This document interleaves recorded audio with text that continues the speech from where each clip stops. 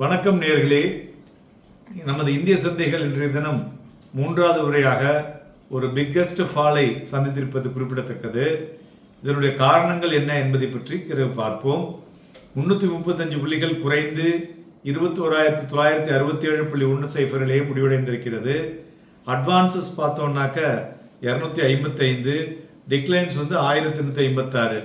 இதுமாரி Nifty mid cap substantially lower by 1.85%. அதுபோல் small கேப்பும் கிட்டத்தட்ட 2.83% இன்னைக்கு விழுந்திருக்கு. ஸோ மார்க்கெட்டினுடைய பிரெத்தை பார்க்கும் பொழுது நெகட்டிவ் சென்டிமெண்ட் ஓவரால் இந்த ப்ராடர் மார்க்கெட் வந்துள்ளதுன்னு சொல்லலாம். மெயினாக இந்த மார்க்கெட் வாலட்டிலிட்டி அப்படின்னு சொல்லுவோம் இல்லையா, வாலட்டிலிட்டி இண்டெக்ஸ், அதுதான் மெயின் கல்பிரிட்டு.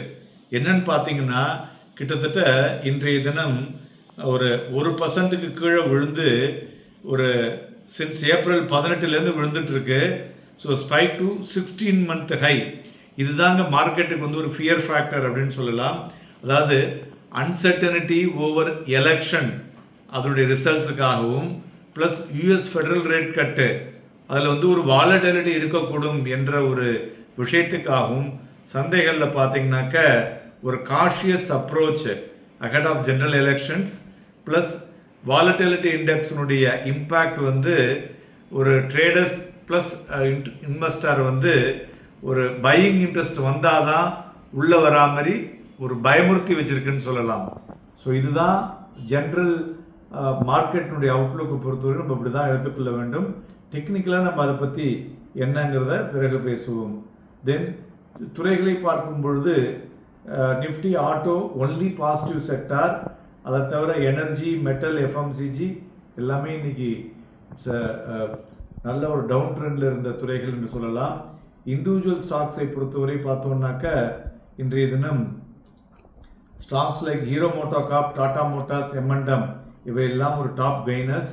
அண்ட் மறுபுறம் பார்த்தீங்கன்னா நேற்றுக்கு தினம் எல்என்டி ரிசல்ட்ஸ் அடிச்சு விட்டானுங்க இன்னைக்கு. தென் ஏஷியன் பெயிண்ட்ஸ், பிபிசிஎல் ஒரு டாப் லூசர்ஸ் டுடே அப்படின்னு சொல்லலாம்.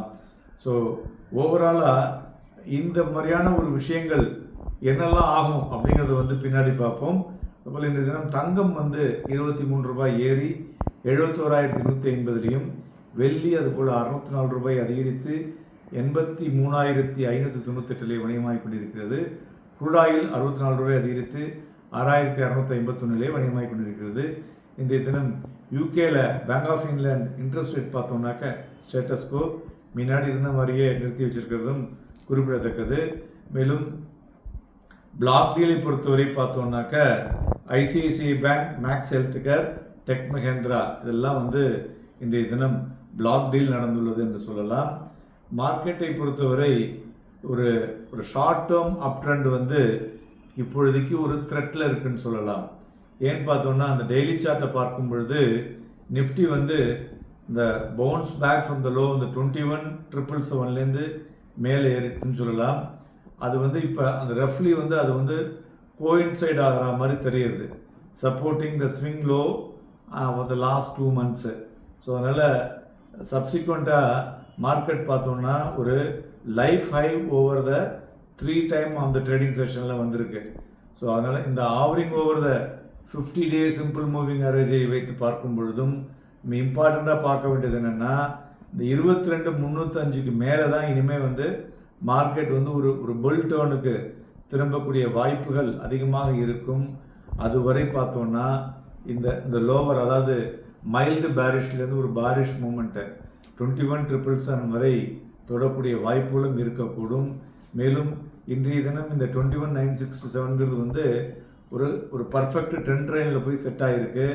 ஸோ இதுக்கு மேலே நாளை தினம் மேலே சென்றால்தான் மார்க்கெட் எகைன் இந்த வீக்லி பேசிஸில் அது இந்த ஹெட் டுவர்ட்ஸ் ஒரு பெட்டர் ரீச்சுக்கு போகக்கூடும். அப்படி இல்லைன்னா இந்த 21,777 மற்றும் 21,500 இந்த லெவல் வரை வரக்கூடிய வாய்ப்புகளும் இருக்கக்கூடும். மார்க்கெட் ஓவராலாக ஒரு பயத்தின் பிடியில் போய் சிக்கியுள்ளது. அதிலிருந்து வெளிவந்தால் தான் மார்க்கெட்டுடைய ரியாக்ஷன்ஸ் பெட்டராக இருக்கும் என்று எதிர்பார்க்கலாம். நண்பர்களே, நாளை தினமும் இந்த வாலட்டிலிட்டி கண்டினியூ ஆகக்கூடிய வாய்ப்புகள் அதிகமாக இருக்கிறது. அதனால் விற்று வாங்குவதற்கும் வாங்கி விற்பதற்கும் ஏதுவாக இருக்கக்கூடும். ஸ்டாக் ஸ்பெசிஃபிக் மூவ்மெண்ட் பெட்டராக இருக்கும் என்று எதிர்பார்க்கலாம். இன்றைய தினம் State Bank of India result வந்தது வந்து ரொம்பவும் நல்லா இருக்கிறது.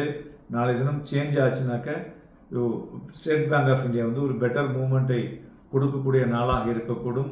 Happy trading and happy investments.